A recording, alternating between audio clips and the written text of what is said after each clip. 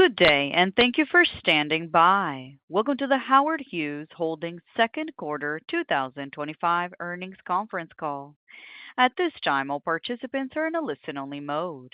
After the speaker's presentation, there will be a question-answer session. To ask a question during the session, you will need to press star 11 on your telephone. You will then hear an automated message advising your hand is raised. To withdraw your question, please press star 11 again. Please be advised that today's conference is being recorded. I would now like to hand the conference over to your speaker today, Joe Valane, General Counsel. Please go ahead. Good morning and welcome to the Howard Hughes Holdings Second Quarter 2025 Earnings Call.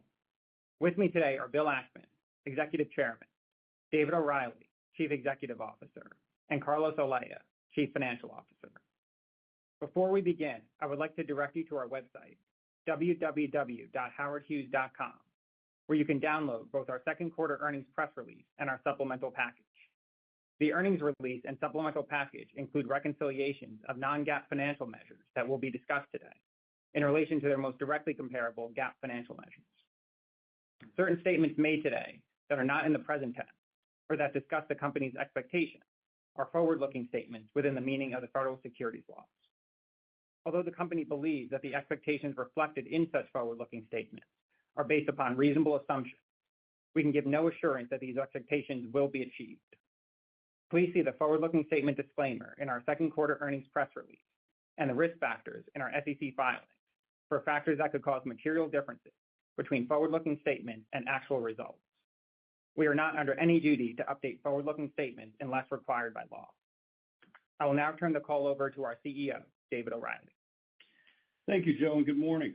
On our call today, I'm going to begin with a recap of the second quarter and cover segment highlights from the master planning communities, operating assets, and strategic developments. Carlo will review our updated full-year guidance and balance sheet. Following our comments on the operating results for HHC, we'll hand the call over to Bill Ackman, our Executive Chairman, who will discuss HHH's future strategic direction before we open the lines for Q&A. As we discussed on our last earnings call, the second quarter marked a significant milestone for Howard Hughes Holdings, with Pershing Square investing $900 million in exchange for 9 million shares of HHH stock. These funds will be strategically used to transform Howard Hughes from a pure-play real estate company to a premier diversified holding company. Before Bill discusses this in a few minutes, I'm going to shift to talk about the results for HHH's real estate development business, the Howard Hughes Corporation, in more detail. The second quarter was another exceptional quarter for Howard Hughes, as our team delivered outstanding results across our business segments, highlighting the strong demand in our portfolio of master planning communities and further solidifying our strong 2025 outlook. For the second quarter, we delivered adjusted operating cash flow of $91 million, or $1.64 per diluted share. Our MPCs continued to see strong homebuilder demand, executing land sales at record prices per acre in both Summerlin and Bridgeland. Operating assets also set a new record quarterly NOI across office and multifamily, with solid year-over-year segment growth of 5%. In strategic developments, condo pre-sales remained strong at the Launiu, and we launched pre-sales at Malia and Alima, which are undoubtedly two of the most anticipated luxury residential towers ever to come to market in Honolulu. With these strong results, we are raising our full-year guidance for adjusted operating cash flow, driven by the current and expected strength in our MPC land sale business and operating asset NOI. Carlos will discuss guidance in a few minutes. Turning to our MPC segment, we delivered solid MPC EBT of $102 million in the second quarter, fueled by the sale of 111 acres of residential land across our communities at a new record high average price per acre of $1.35 million, a 29% increase over last year. Land sales were led by Summerlin, with 2 super pad sales totaling 65 acres, achieving a record average price per acre of $1.6 million. We also sold 2 custom lots in Astra, Summerlin's newest luxury community, for an impressive average price of $7.7 million per acre. Looking at new home sales, we continue to see solid demand across our MPCs, with a total of 487 homes sold in the second quarter. While this was a decline from last year, the reduction was due to a reduced new home inventory in Summerlin and regulatory delays in Bridgeland. As both of these issues are currently being resolved, we expect to see home sales for the second half of the year remain strong. While the national housing market has shown signs of softening during the quarter, our record price per acre highlights the strength and desirability of our MPCs. We're seeing steady demand for new homes across our communities. We believe this demand will drive home builders to look for more land to develop in our communities. This will drive what we expect to be a continued record residential land sales, price per acre, and MPC EBT for the full year in 2025. In our operating asset segment, we delivered NOI of $69 million, representing a 5% increase compared to last year, driven primarily by a record-breaking quarterly NOI in our office and multifamily portfolios. Looking closer at office, we reported NOI of $35 million, or a 6% year-over-year increase. As we previously mentioned, this growth was primarily the result of last year's strong lease-up activity at 9950 Woodloch Forest, 6100 Meriwether, and 1700 Pavilion, which ended the quarter 99%, 98%, and 92% leased respectively.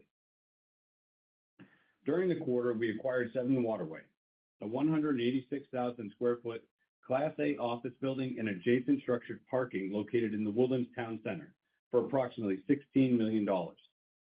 This acquisition increases our already strong market share of the Woodlands Town Center submarket. With this market share, exceptional basis, and net rents in the high 20s, this asset is expected to provide outsized risk-adjusted returns upon stabilization. Our multifamily portfolio also performed well, delivering record NOI of $17 million, or a 19% increase year-over-year, driven by strong lease-up efforts at our recently completed assets and improved overall leasing at our stabilized properties, which were 97% leased at quarter end. In our retail portfolio, NOI was $13 million, which reflected a 7% year-over-year reduction, primarily due to non-recurring collections of tenant reserves at Ward Village in the prior year. Excluding this impact in 2024, our NOI would have seen a modest increase year-over-year. In downtown Summerlin, we continue to make progress on our tenant upgrades and recently signed new leases with Biore and Paris Baguette. At quarter end, we had only 5 retail spaces available, most of which are currently in negotiations, representing only 17,000 square feet. Turning to our strategic developments, in the second quarter, condo pre-sales were solid with 17 units contracted, representing incremental future revenue of approximately $35 million. Nearly all of these pre-sales were at the Lanu, bringing this tower to 67% pre-sold. We expect to break ground later this year with an anticipated delivery in 2028. Pre-sales at our condo projects under construction, which are 96% pre-sold on average, were largely unchanged in the second quarter, and we remain on track to deliver Ulana, a workforce housing development that's 100% sold in the fourth quarter of this year. At the end of June, we launched pre-sales for Malia and Alima, Ward Village's 12th and 13th condo developments. We've seen exceptional demand for these towers in a very short period of time, and we look forward to discussing these results as soon as the launch is completed and the pre-sold units are beyond their rescission period. With that, I'll turn the call over to Carlos to discuss our updated full-year guidance and our balance sheet. Thank you, David, and good morning, everyone. Today, we are increasing our adjusted operating cash flow guidance, driven by current and expected continued strength in our MPC and operating asset segments, as well as reiterating our condo sales and G&A guidance for the year. As David mentioned earlier, this was an excellent quarter, led by the outperformance of our MPC and operating asset segments, and we now project our adjusted operating cash flow will range between $385 and $435 million in 2025, with a midpoint of approximately $410 million, or approximately $7.32 per share. This represents an increase of $60 million at the midpoint compared to the original guidance, with a corresponding increase of 32 cents per share, despite a higher share count resulting from the Pershing Square transaction. In our MPC segment, led by robust demand from homebuilders and continued low inventory of vacant developed lots, we now expect full-year MPC EBT to be approximately $430 million at the midpoint, reflecting an increase of $55 million compared to our prior guidance, driven by strong anticipated superpad sales in Summerlin and improved residential lot deliveries in Bridgeland in the second half of the year. In operating assets, we are increasing full-year guidance from our previous $262 million midpoint to $267 million, led by the strong leasing activity of our office and multifamily portfolios. This guidance would represent a new full-year record. We are reiterating both our cash G&A and condo sales guidance for the year. Cash G&A is expected to be in the range of $76 to $86 million with a midpoint of $81 million. As always, our guidance excludes non-cash stock compensation and one-time items, representing approximately $15 million and $10 million certain expenses respectively. Our guidance also excludes the Pershing Square variable advisory fee. However, it does include $10 million for Pershing Square's base advisory fee, which we have substantially offset by future savings resulting from a reduction in our workforce and other cost reduction initiatives we have recently implemented. Condo revenues remain projected at approximately $375 million for 2025, reflecting the scheduled closings at Ulana in the fourth quarter, with no gross profit expected from this workforce housing tower. Turning to our balance sheet, we had $1.4 billion of cash and $515 million of undrawn lines of credit. Combined, we had approximately $2 billion of available liquidity. Together with our strong guidance expectations for the full year, we are well positioned to further strengthen our balance sheet and deploy capital appropriately. At the end of June, the remaining equity contribution needed to fund our current projects, which will not all be spent in 2025, was approximately $279 million. From a debt perspective, we had $5.2 billion outstanding at quarter end, of which 92% was fixed or hedged at an average rate of 5.1%.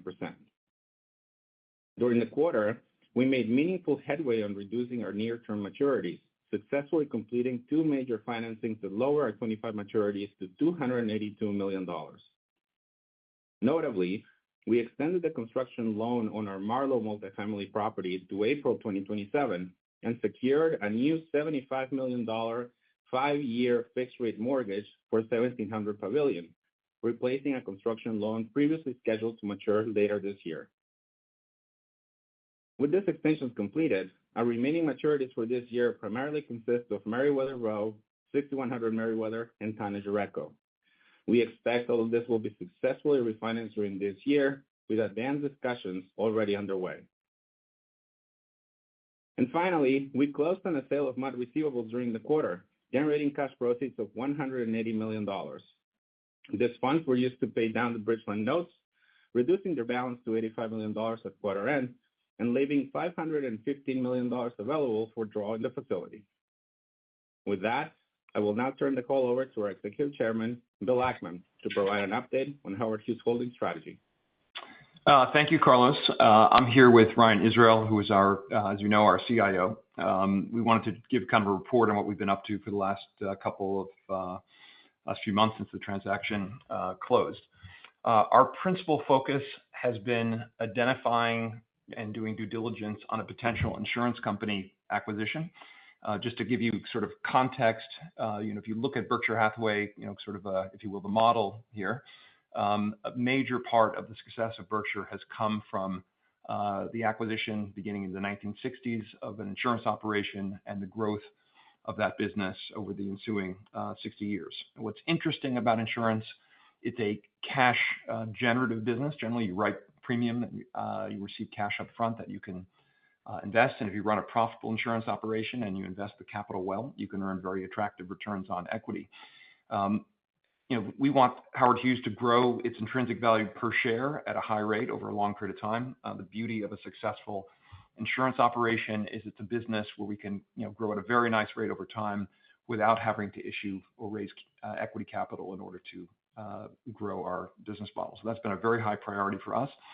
If you were to examine Berkshire over the last sort of 60 years, what's interesting is Buffett took a very different approach to the way he managed his insurance operation. A typical insurance company writes about as much premium as equity capital every year, and then invests the float in fixed income investments principally, but uses a fair amount of leverage to get an attractive return. So about 3 times the assets relative to equity is a typical balance sheet structure for insurance operation, with those assets invested principally in low risk fixed income securities. What Buffett did is he ran a very low leverage insurance company. Instead of writing premiums equal to equity every year, he's written premiums equal to about a third or anywhere between 20 and 40% of equity in any one year. So very, very under levered in terms of the risks assumed in the insurance operation. He took 100% of that float from writing premium and invested in very short-term U.S. Treasuries, basically taking no risk on the insurance company float. But then he invested about 100% of the equity of the insurance operation in common stocks. And Buffett's been a good stock picker. And the result has been an insurance company that's earned well into a 20% return on equity over a very long period of time. And the power of compounding is built, really led to the success of Berkshire Hathaway. It's really been driven off of the insurance operations and the investment operations associated with that business. We've taken a page from Berkshire. We are looking to acquire a diversified insurance operation, and we intend to run it in a similar fashion. Low leverage in terms of the premiums written relative to equity, low leverage in terms of the amount of assets relative to equity, call it 1.5 times versus 3 times for a typical insurer, investing 100% of the float in short-term U.S. Treasuries and taking no risk on kind of float balances, and then invest in common stocks in very high-quality, durable growth companies of the kind that Pershing Square has identified and invested in over time. One sort of interesting question would be, why don't more insurance companies operate this way? And the answer is, what was unique to Buffett is he brought investment skills that really are generally absent, certainly on the common stock side of an insurance operation. Insurance companies today really focus on maximizing the profitability of their insurer. And I would say the asset side of the balance sheet is a bit of an afterthought. And part of that is insurance companies have difficulty recruiting kind of best-in-class talent to run a successful investment operation, particularly one that invests in equities. One of the things that we bring to this transaction with Howard Hughes is an investment operation. And that investment operation comes for free, if you will, to the insurance subsidiary. So the plan would be we acquire an insurer, we run it as a low leverage insurer, we're conservative, extremely conservative in the way we invest the insurance company float. And then the Pershing Square team invests the assets of that insurance, the assets equal to about the equity of the insurer in a common stock portfolio that we manage for the company for free. We are looking at a number of potential transactions. We hope to be in a position, if we find the right company at the right price, to have a transaction we can announce, we would hope, by the fall, and at which point, obviously, we'll be able to share sort of more information. We have our annual meeting will be on September 30th. We're hosting it this year in New York City. It will be at the Pershing Square Signature Center on 42nd Street. It's a theater complex for Signature Theater. It'll be in the morning. And we really encourage you to attend. We're going to give a very detailed presentation on our plans for the insurance operation. We're going to talk more about the overall strategy of the company. David O'Reilly is going to update shareholders who are kind of less familiar with the real estate story of Howard Hughes. We've had some, as we spent more time thinking about the business, we think we will be able to kind of present some metrics that people should be focusing on as we kind of build this company over time to kind of measure our progress and measure our success over time. So really encourage you to come to that meeting. We're also going to have an open Q&A session where Ryan, myself, David will be available to answer really any questions you have. And I think it'll be really a fun, interesting session. So we really think it would be a great way for you to learn more about our plans going forward. One last comment with respect to what I sort of failed to mention as I described our plans for the insurance company. One of the other benefits that this insurance operation Berkshire had is it was part of a diversified holding company. And the result of that is that incremental credit support that came from the holding company gave the insurance operation more flexibility in terms of its ability to invest its assets. We believe we offer something quite similar here in the sense that, one, we have Howard Hughes Holdings as the owner of this insurance subsidiary in a completely unrelated business that will start to spin off substantial amounts of cash over time, really unrelated to the insurance operation. And then Howard Hughes itself is owned 47% by the Pershing Square funds, namely Pershing Square Holdings, which is an A- rated company with about $15 billion of equity, and the Pershing Square Management Company, which is a basically unlevered business, very profitable unlevered business that is not currently rated, although we do intend to rate the business, but was valued in a transaction last year at about $10.5 billion. So you have about $25 billion of equity in terms of the 47% owner of Howard Hughes, a very high, creditworthy enterprise and an unrelated business to insurance, and then Howard Hughes itself owning, hopefully an insurance operation in the relative short term that we will run in a similar fashion, in terms of similar approach that Berkshire has taken over time in terms of low leverage on both the asset and liability side of the balance sheet and a higher return strategy with respect to the assets of the company. With that, we would be happy to open it up for questions. And if operator, you could take the questions, please.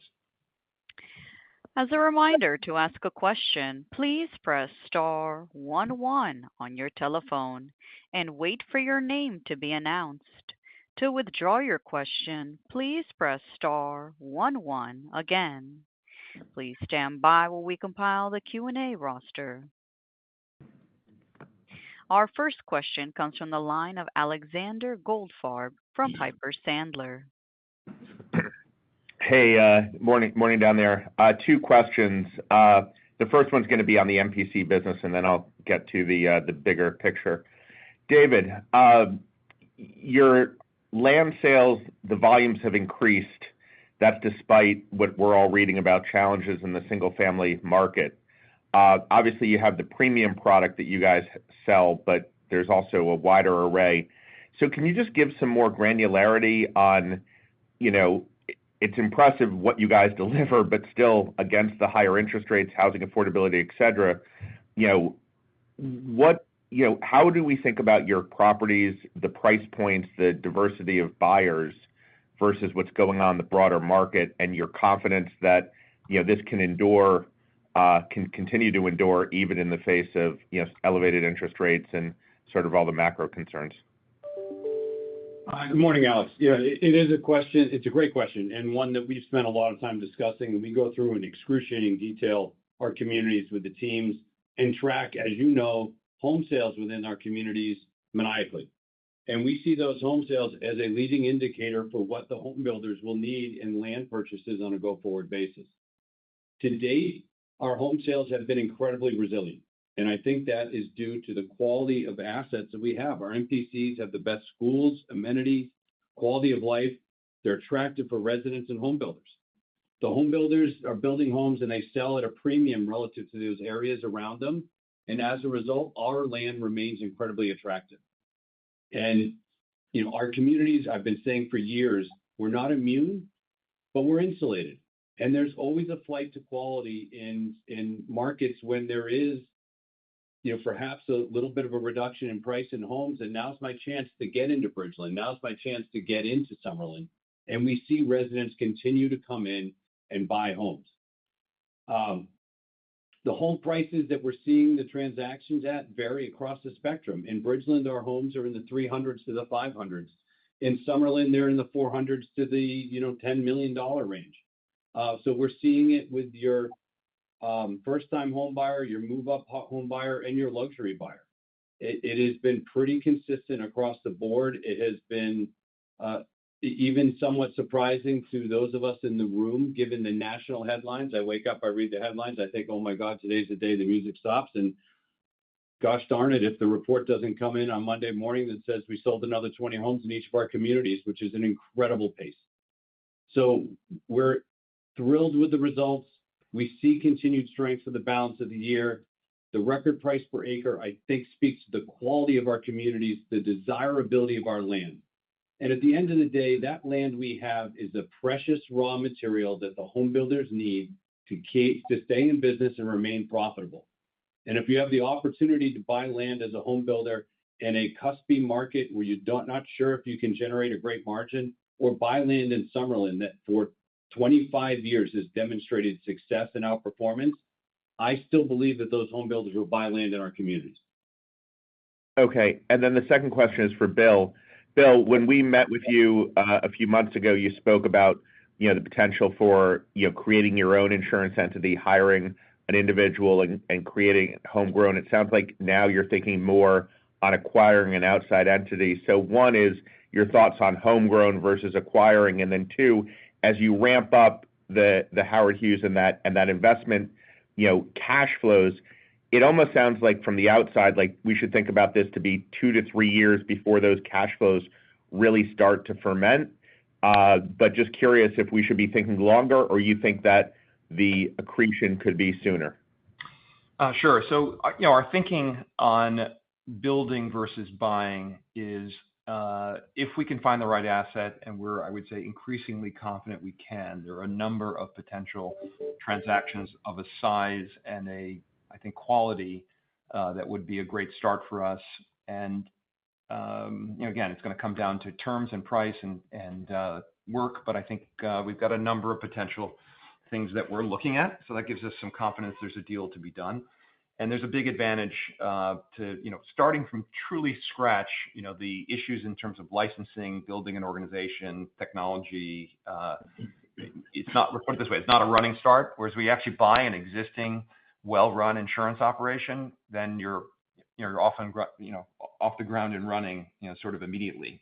Our expectation, based on the things that we're looking at, is this would be a material transaction to Howard Hughes, assuming we do one of the transactions we're looking at, meaning it would very quickly represent an important part of the business. And a successfully run insurance operation, the way that we've identified, is a business that can consistently, over time, earn, I would say, returns on equity that are, meaningfully higher than even the best run kind of real estate operation. So we do expect insurance in the relative intermediate term to become, very material to the company, to the point that people will probably stop thinking about Howard Hughes as a real estate company with a little insurance operation.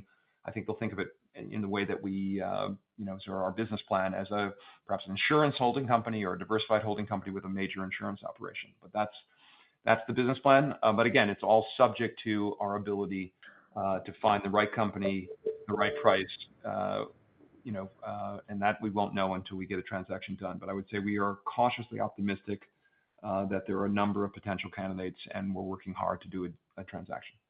Okay, and then if I could just add, when we think about the earnings potential, we should think about a significant part coming from the insurance business, or that the stock portfolio is going to be more the generation of the earnings contribution? Sure. So, again, going into the Berkshire model, I would say the investment part of the insurance operation has been materially more important to the profitability of the insurer than the insurance company itself. And I think, when you run if you will, the pedal to the metal, if you will, in Berkshire's insurance operation comes from the fact that he's investing in assets that can earn, equity type returns. And the insurance company itself is focused on profitability. The typical insurance operation is pretty aggressive in making as much money as possible from insurance and using leverage to get an adequate return on assets. We think this approach is both lower risk and kind of higher return. So I think the way you should look at the insurance operation over time is, how are we going to, if we had $1 billion of equity invested in insurance, let's say, and we can compound that equity at 20% or more over time, it will become very, very material to the overall intrinsic value of Howard Hughes. I think that's the way to look at it, as opposed to earnings. I think we're going to want to focus you on, the growth in the equity value of this insurance company over time. And Howard Hughes has tried over time to come up with sort of a per share kind of cash flow or earnings metric to try to fit in with other the conventional real estate companies that have an FFO or other metric. I think that's frankly a mistake, and I don't know that the market's actually really given us credit for that. So we're going to come back. We're working with the team on giving you some kind of KPIs that you can think about in looking at our business. Like if you think about Howard Hughes today, right? You've got obviously the most straightforward part of the business is net operating income we generate from a portfolio of real estate assets. We have a condo business that you can think of in a fairly straightforward way, right? We've got a certain amount of profits we're going to generate from each of these various towers kind of over time. And then we have land holdings, both commercial and residential. And what the intrinsic value of Howard Hughes depends on kind of growing the cash flows from the real estate operation.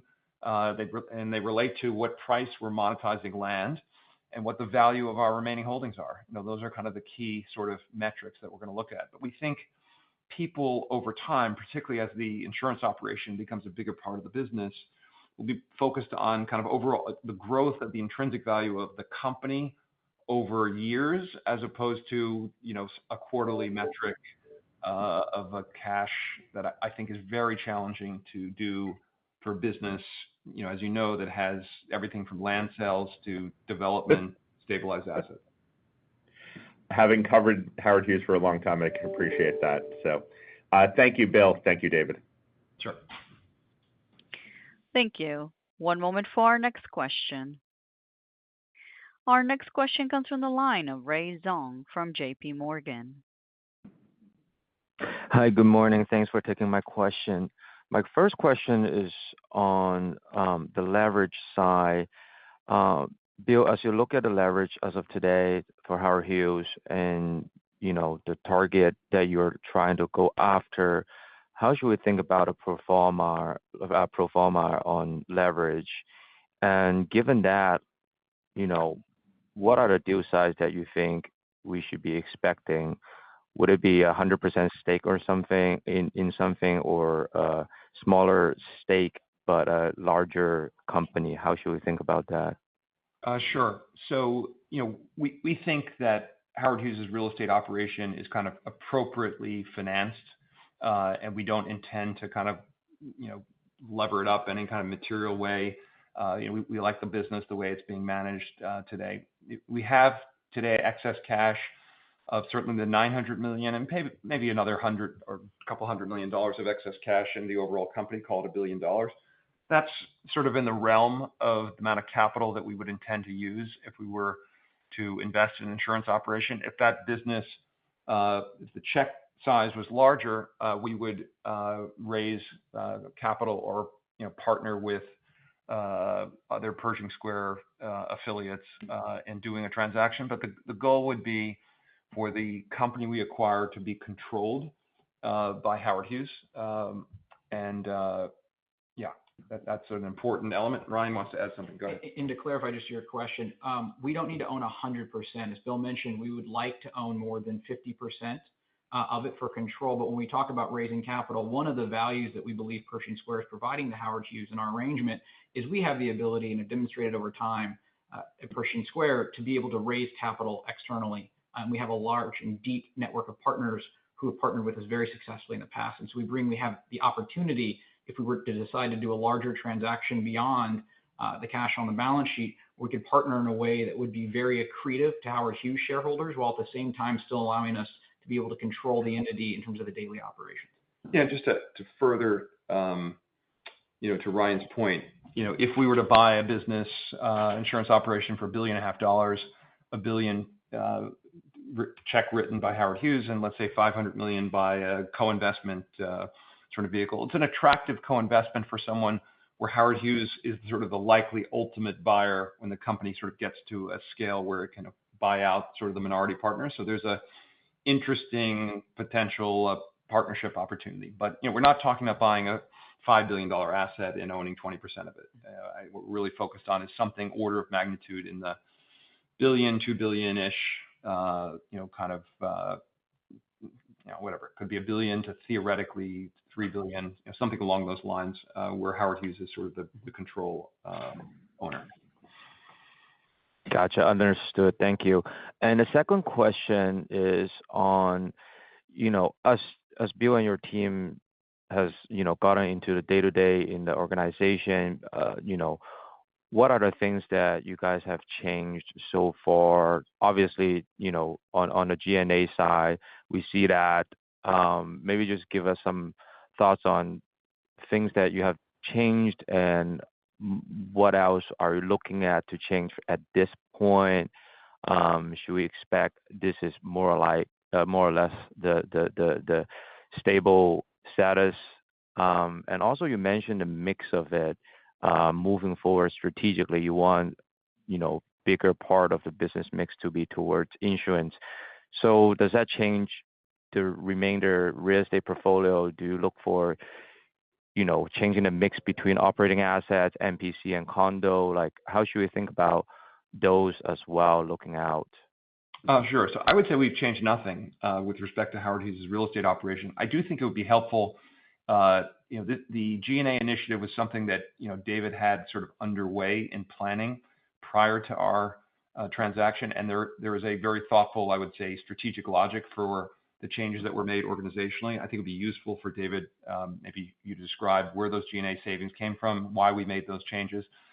We don't have any plans to change the way Howard Hughes. We really like. Obviously, we've been involved with this business for 14 years. We've had a board presence. I was chair for 13 or so of those years. So we're very happy with where the real estate business is and the way it's currently being managed. I think the only difference today versus before would be, maybe if some of the world's greatest MPC assets showed up, across the street. Not across the street, like, I don't know, in some other market, like another, Phoenix type transaction were to show up, I would say we're less likely to do that today. We feel like we have enough exposure to sort of the MPC business. But there's a ton of work to do in the existing assets. And the idea is just to continue to develop the Howard Hughes communities, these sort of small cities, and make them the most desirable places to live in America. And I think they're, the fact that the home sales performance, lot sales performance kind of speaks in a more as a maybe increasingly challenged residential market kind of speaks to the power of those communities, but no real change to that business, and the team's doing a great job of running it. But David, maybe you should comment on some of the changes you've made organizationally and how they generated G&A benefits. Absolutely, Bill. It's a good question, Ray. I appreciate it. What we really did is we took a step back long before the Pershing Square announcement was made in terms of how we operate this business. And given the changing market environment where development returns are tighter, costs are up, rents have not kept up with it, we thought about a rationalization of the overall organization and a focus of that development platform into more rifle shot opportunities where we can generate the highest and best risk-adjusted returns rather than taking a more scatter plot approach. As a result, we centralized a lot of our development expertise here in the corporate office, taking a lot of the developers out of the regions, knowing that there would be fewer projects to do on a go-forward basis. And at the end of the day, when you think about it this way, there was a point in time where we had, multifamily developers, office developers, retail developers in multiple regions. And it became largely redundant because the velocity of development, as you noted in our results, has slowed.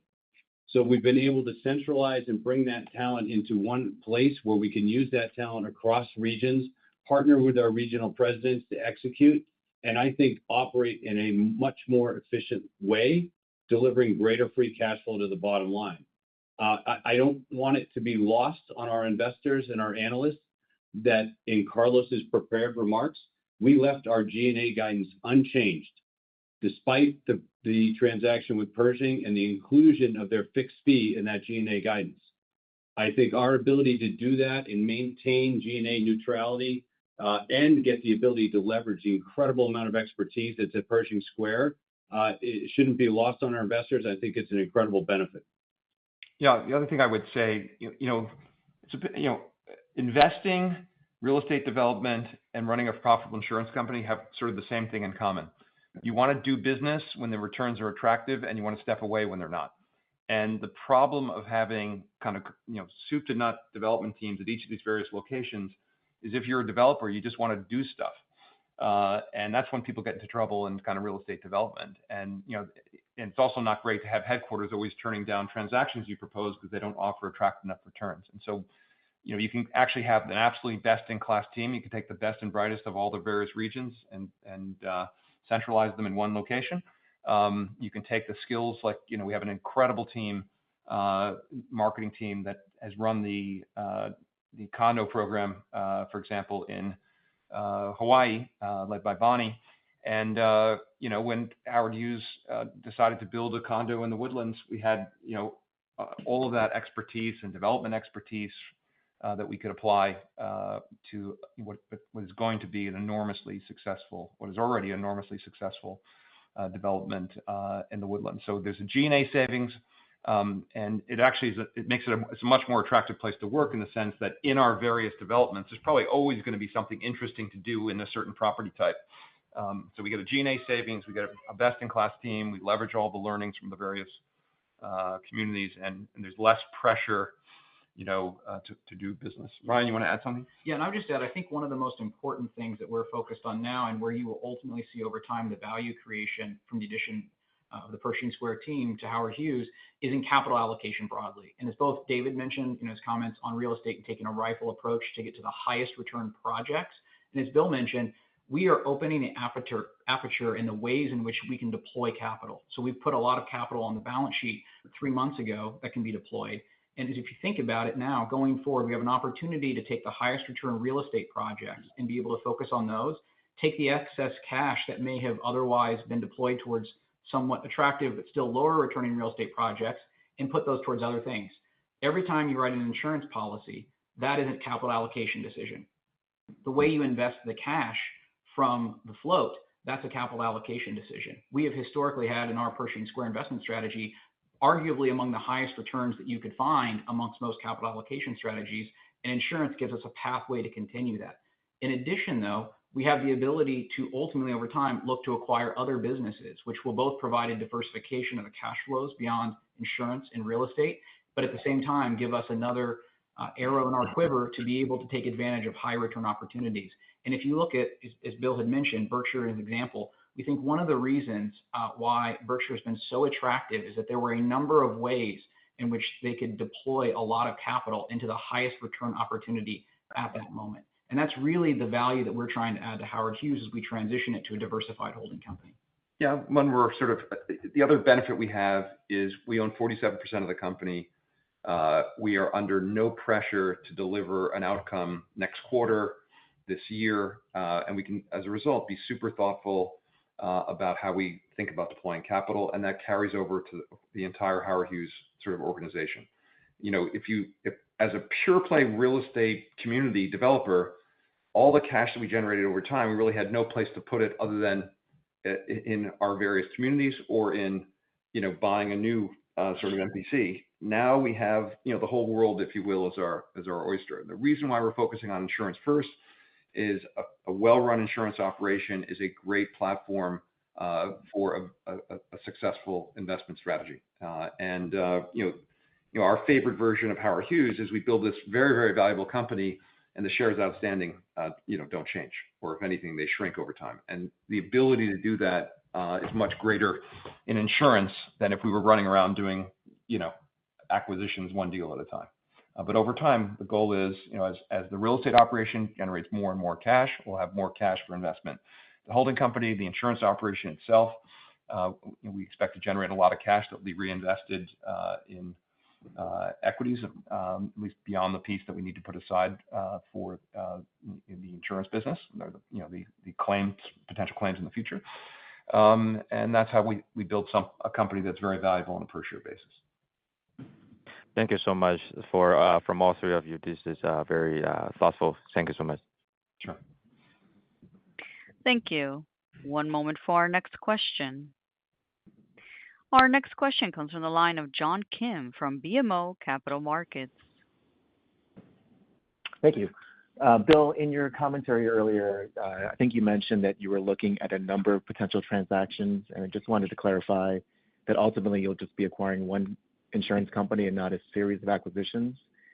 And then secondly, for the companies that you're considering to acquire, do they already operate the way that you prefer in terms of being conservative and low levered, or do you anticipate changing how they're run? And if that's the case, how difficult is that to implement?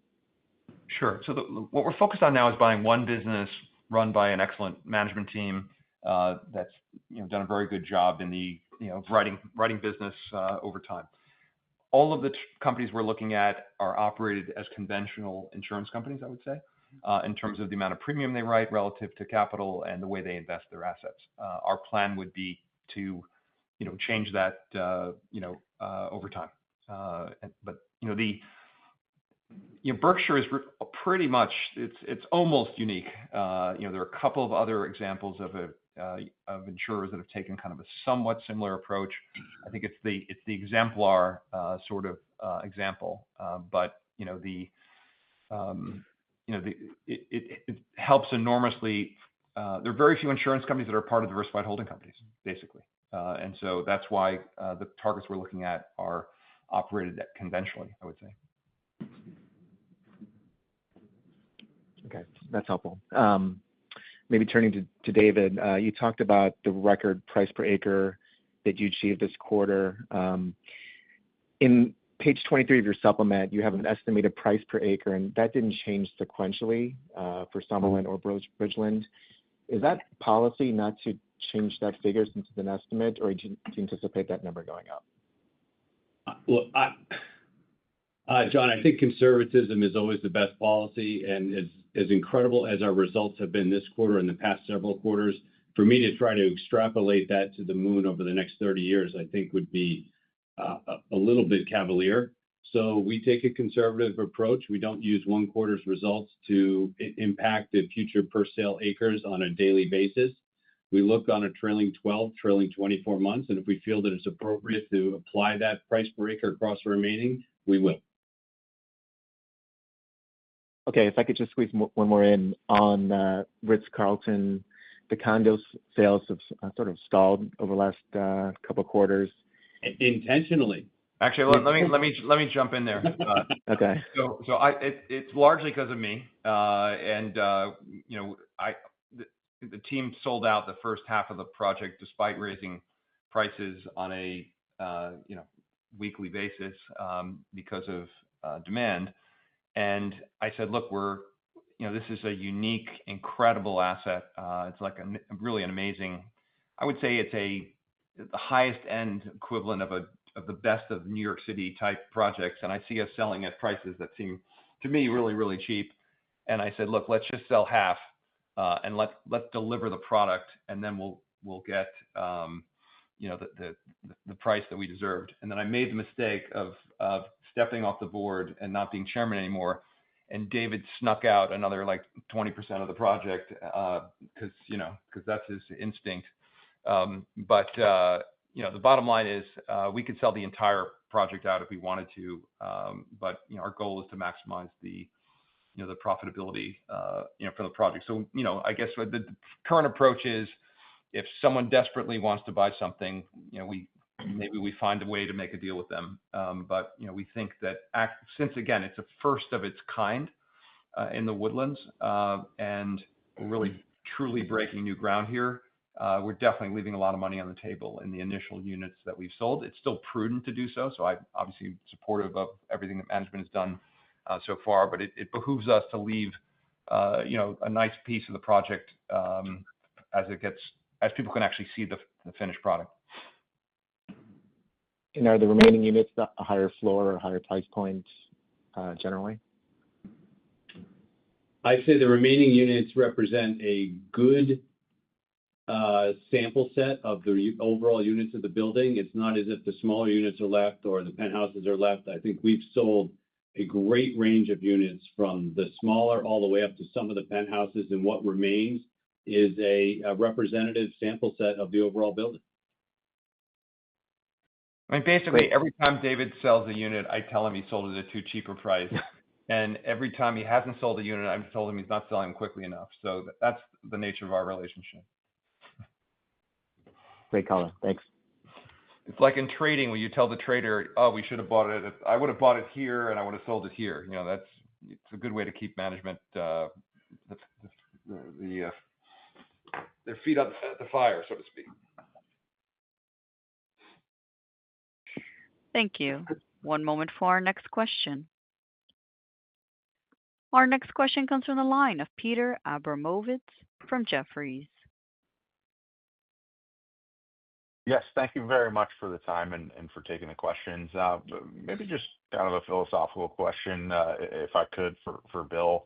I guess, what would you say to kind of some of the common pushback from the market and from investors on sort of the complexity of the Howard Hughes story? It's maybe been a concern over time and been a challenge that, some of the feedback from the investment community is that it can be hard to underwrite, or, people struggle with some of the parts stories and kind of the long duration of capital required for unlocking value, the lack of comps. And, certainly Berkshire is a good model to follow, but it is a bit of a unicorn in its success story in the public market. So I guess just kind of philosophically, how do you get the market comfortable with some of those challenges that still exist in the stock? And kind of what would you say to some of that pushback?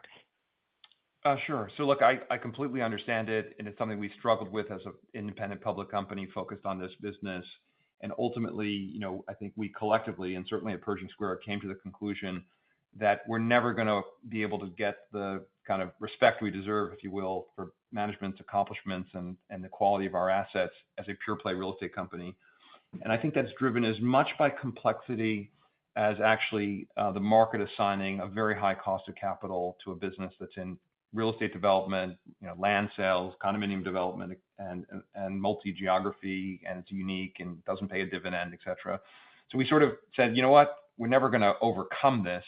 So now what we should do instead is embrace the complexity, so to speak. And what I mean by that is, Howard Hughes, the core real estate business, is a phenomenal business, and you'll understand that business, over the next. You'll understand it even more over the next 3, 4, 5 years as it starts generating, a ton of cash, and then even more so over kind of a longer period of time. But we don't want to double down in that business and just keep redeploying capital and buying more MPCs, because it's a story that will never properly be told. What we want to do instead, while you're right, there are the examples of successful diversified holding companies are limited. We do believe that we have the kind of necessary collection of skills, assets, and kind of a starting base to do so. If you look at Berkshire's success, a big part of it came from the fact that Buffett himself owned half the shares outstanding. So we could take a very long-term view. Well, we own 47% of the shares outstanding. The second thing that Buffett brought to the table is he was a very talented investor, proven talented investor in the stock market and investing in common stocks. We bring that. We've got a 21-year record at Pershing Square of generating in excess of a 20% compounded return over that period of time, and 27, 28% compounded since we've had permanent capital over the last almost kind of 8 years. That's that's unicorn record, at least investing in common stocks, and we bring that to the table, to this company. We spent a lot of time studying Berkshire over time, and without Berkshire's insurance operation, it wouldn't have been a particularly interesting business. That is a key part of our strategy here. We're cautiously optimistic, as I mentioned, that we can start in a good place with a good asset, with a great team, and build a profitable insurance operation. And we're going to manage that insurance company's investment portfolio for free. Now, I want to very carefully distinguish. You've seen there are many examples of regular way insurance companies that invest their assets principally in fixed income securities. And then there are a bunch of hedge funds, I would say, that kind of either built or acquired insurance companies for the purpose of creating permanent capital to invest in their funds. And the track record of those entities is poor, I would say, generally. And the reason for that is, one, they didn't focus as much as they should have on actually having best-in-class teams running the insurance operation. And two, they invested their assets in their funds and charged high fees. It was really a fee-generating AUM kind of exercise. What we're doing here is the assets of Howard Hughes' insurance operation are going to be invested directly in common stocks, not in Pershing Square funds, not charged fees. In fact, there will be, it will be the lowest cost investment operation of any insurance company because we literally will be doing that as part of our overall arrangement with Howard Hughes. So one of the interesting benefits to the management teams the management team that runs our insurance operation is they get the benefit of Pershing Square's investment acumen without any cost associated with it. That actually obviously is beneficial to the ability to run that company kind of profitably. So while there's no guarantee we're going to be successful taking this approach, I think we have the sufficient degree of ownership and understanding of the existing base business. We've got a balance sheet that will enable us to do the initial transaction. The company has vastly more resources that it could afford because it has the entire Pershing Square organization working alongside Howard Hughes at a cost that is a fraction of what it costs.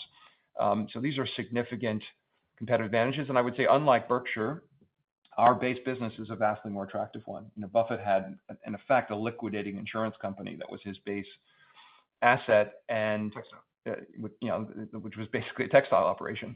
And he redeployed that capital fairly quickly over time into much better businesses. We have the benefit of a real estate operation that we really like.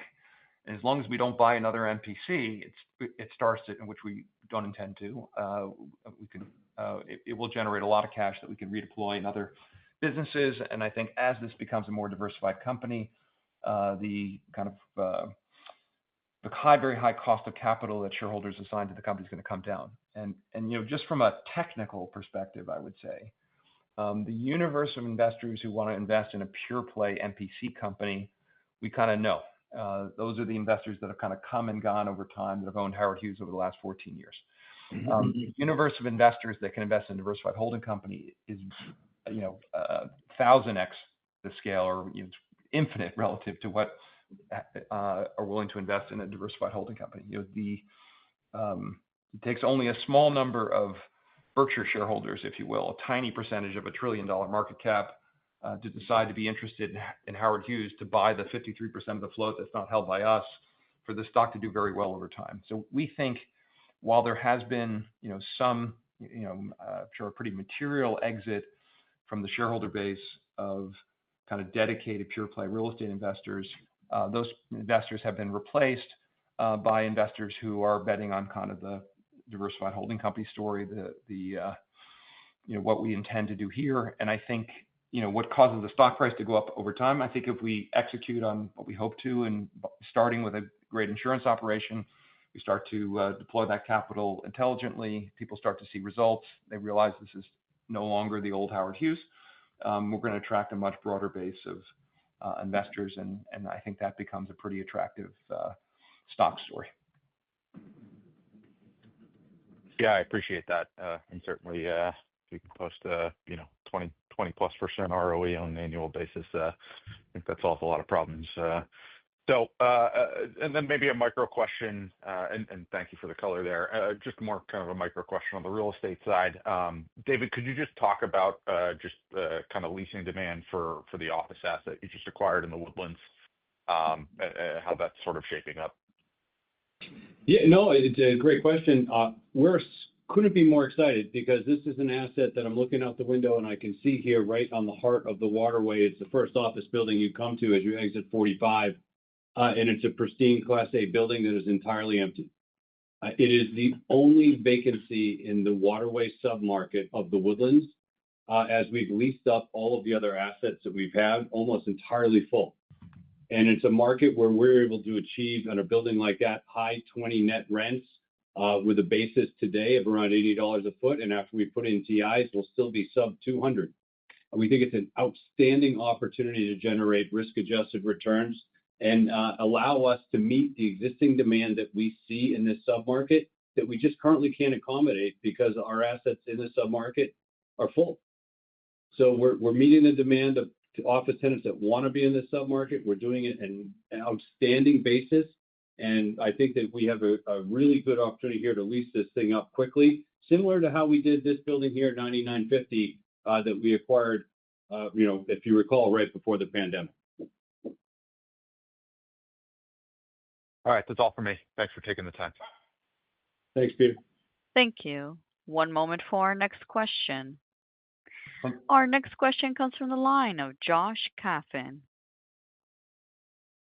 Hello, good morning. I just had a question about the macro hedging. Regarding hedging strategies, how will the positions be constructed, for example? In the scenario of the CDS trades that Pershing held, if HHH was to be in the situation now, would the trade be executed through both of them, or how would the sizing of those positions be constructed? And for future acquisitions, would similar approaches be used? Thank you. Sure, I think it's a very good question. So one of the things that Pershing Square has done over time with respect to our investment portfolio is the bulk of our assets have been invested in, common stocks of high quality, durable growth companies. Periodically, I would say episodically, we've identified what I would describe as black swan type risks in the market, or cases where we've got a very, I would say, variant view on interest rates or commodity prices or currencies, and the market offers us the opportunity in the form of an option-like instrument to make a large profit relative to our investment if the expected or the potential risk were to occur. And we've used that to kind of hedge risk, and in some cases a little more opportunistically just to make money.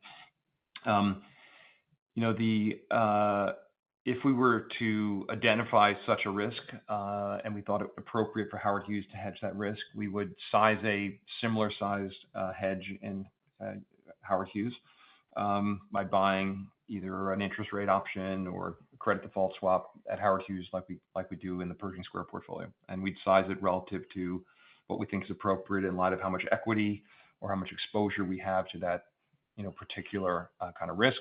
And that would also be a strategy within the insurance company investment portfolio that we would operate similarly. Yeah, and I think the key to think about that, as Bill mentioned, is when we buy these typically options or option-like instruments, if the risk that we're worried about doesn't come to fruition and the option doesn't pay off, we size into an amount where we like to think about it as effectively you don't notice it in the aggregate results because the amount of money you can lose will be small enough.